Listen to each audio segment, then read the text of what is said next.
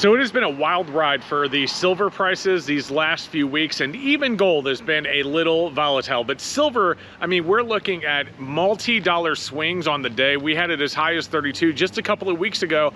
Right now it's sitting at just barely under 29, like 28.70 or so. Huge swings in a short amount of time. It is definitely affecting the silver market. And today we are right outside of the Tulsa, Oklahoma coin show. This is a huge show. The US Mint is here. We have 3 grading companies here, tons of dealers, and even SD Bullion. So I have the opportunity today to talk in person with an executive from SD Bullion and find out how these silver price swings are affecting silver and gold. Are more people selling? Are they buying? And I've even heard hints that there has been a little bit of a squeeze on supply because a lot of shops don't want to sit on silver because even they are worried about the price. So we're going to go inside and we're going to talk with Cole, the COO of SD Bullion, and find out what's going on with silver. Cole, this market's been crazy. I mean, we saw a swing up to almost $32 an ounce, and then now today, just a couple of weeks later, it's under 29. Yeah. How has this affected the market as a whole? Yeah, so what's been a really slow market in bullion for the last probably 3 or 4 months has had one big wave we saw in like May. For a period of about 2 or 3 weeks. Everyone got excited and everything started to pull back. So we usually look at the Silver Eagle market as an indicator of like, where do we see silver bullion demand going? How are people interacting with it? What's the bid-ask spread? What's the product availability? All that. And so what has been really available on the Silver Eagle side and coming down in premiums has manifested into a little bit of a bounce in the last 4 days if you kind of pay attention. Some of our bigger online competitors have taken their prices up way too high. We're having to monitor that and see what we want to do as well, but there's been a lot of availability, and as a result, with everyone selling back into the market, what people are not wanting to do on the local dealer side, like kind of what we're looking at here, is inventory a lot of bullion because it's tight spread. People are just trying to flip that for cash because there's really no margin in it. And so what normally we would have expected to occur after the last 4 or 5 years is everyone would say, you know what, we learned our lesson. Whenever it gets hot, we got to have it. You can sell it. Whenever it gets hot, whenever premiums spread out, that's where you make your money. Well, people now are completely forgetting what they should have learned over the last 4 years and not really carrying anything. So supply is really low. Demand is actually starting to inch back up. So for example, last week we had Friday, it dipped down over like 7% or something on silver. Right. And we had pretty stellar demand. We were pretty thrilled with that. Now we got to like keep up with those orders, which is good. So it's very kind of touch and go. It's not steady Eddie predictable. People don't really understand how to interact with their entry point of investing in the metal. Certainly with premiums kind of oscillating, they really don't understand. But the way I look at it and the way I talk to people about it is that right now the premiums are still very, very accommodating if you are looking to make an entry point based off spot basis, because we're seeing oscillations. If you don't like spot price, just wait 12 hours. It'll probably dip 80 cents as it did today. Yeah.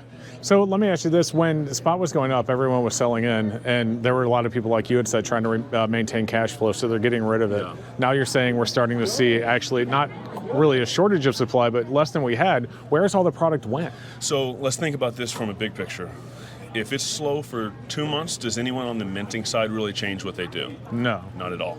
People are going to accumulate inventories. They're going to say, I'm fine to have it. I'm going to just have my money in metal. If it's slow for 6 months, well then people, and there's a rise in the actual base price of the metal, gold and silver, so people off the streets are coming in, selling over the counter, take my metal, I'll take my profits. People then are buying and interacting with secondary market product a little bit differently. So what was a period of 5 years where you couldn't buy anything secondarily, everything was new, has now completely flipped as both metals have run up. So as a result, new demand for newly minted products has really materially changed in the last, call it 8 months. And so these sovereign mints and large private mints are now kind of becoming order takers because there's no steady Eddie, I'm going to put you in the book for 50, 100,000, 200,000 ounces every given week. So as a result, their capital is just not operating right now to the same degree. And so they have machinery that's just going to sit in there idle, like, what do we need to work on? So yeah, to answer your question, there's a lot less inventory being held because premiums are condensing, so it's much more cost intensive to even hold it. You're not making as much whenever you do try to sell it if you find a customer, and the demand waves are pretty unpredictable, so there's just not that much supply. People are going to say, you know what, I'll put my money in something else right now in the short term. What that means for the market is that if we see another major event or even a minor event that turns into something different, and we've had 4 of them over the last 5 years, what does that mean for premiums?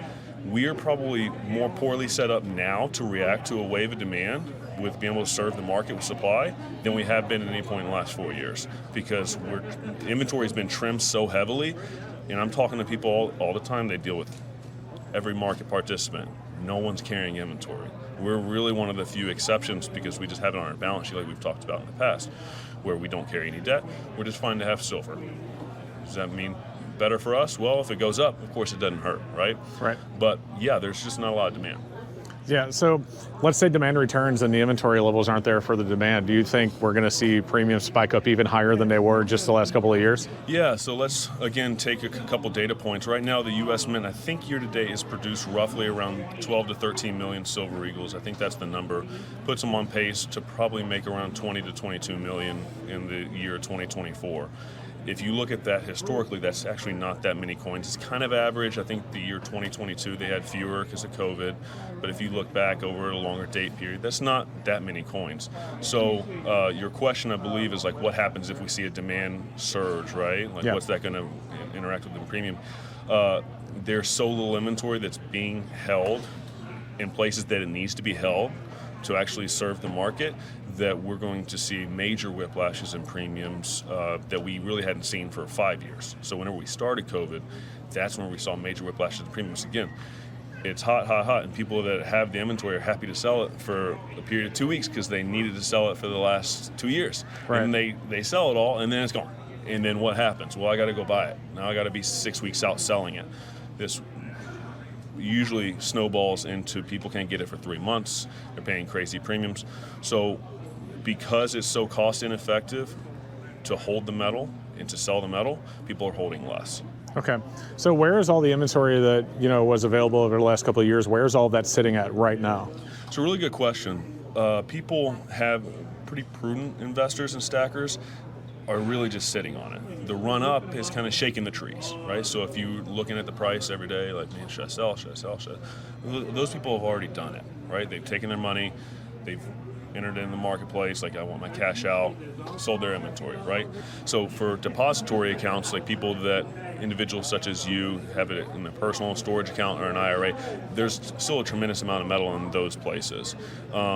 In terms of market participants, where they're holding their metal, that's a really good question because retailers are not really holding that much. I think, again, we're the exception to some degree.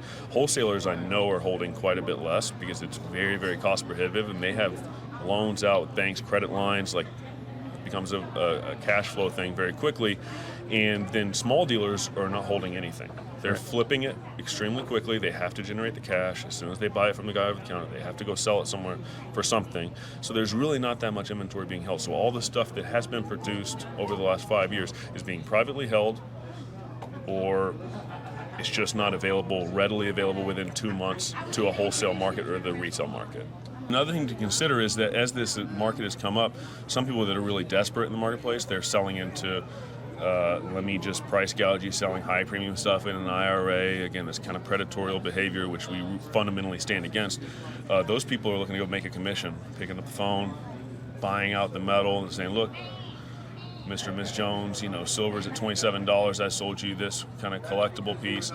Let me get you out of that and sell you something else. Well, they got to be able to put food on the table, right? And so they're doing that, and as a result, people are now bidding and interacting with, on the buy side, the metal as if their opportunity cost, if they can't sell it, it's just melting it.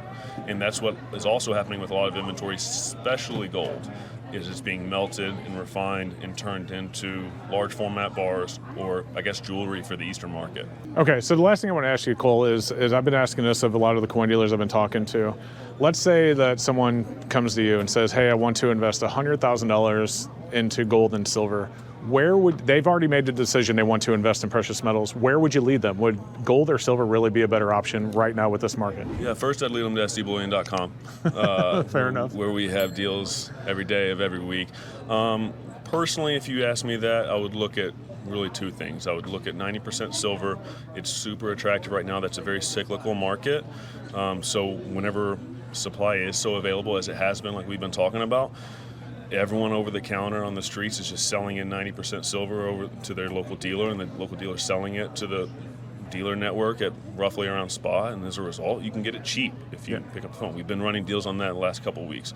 And then also, there's a huge value right now in pre-33 gold, because that, again, operates similar cyclical. There's not an infinite amount of supply, and because premiums are so low, where's that inventory usually come from? Well, it's usually Europe, out of bank vaults, in large quantities. Well, Europe is looking at the premiums that are being offered on pre-33 gold and saying, we'd just rather not sell at these premiums, it's just too cheap. So as a result, the supply is actually kind of condensing. And you can get a pre-33 gold piece, call it a 20 lib, 20 cent, and like a VF, maybe a BU, for basically the same or less premiums than you buy a new gold eagle. Now think about that. It's a collector piece that has history, it was made over 100 years ago, and you can get it for less than what you would buy for a newly minted 1 ounce brand new coin. Personally, I like the storytelling aspect of that. I like that it's not quite as pure because it shows a little bit more character. You can get it slabbed. It's easier to give to kids, right? So that's what I like. And personally, I love the classic history and beauty of pre-33 gold myself. Oh yeah, it's always a conversation starter. All right, so guys, that was Cole, the COO of SD Bullion. Cole, thank you so much for joining me, and make sure you check out sdbullion.com for all of your gold and silver. Cole, thank you for joining me. Thanks, Seeger.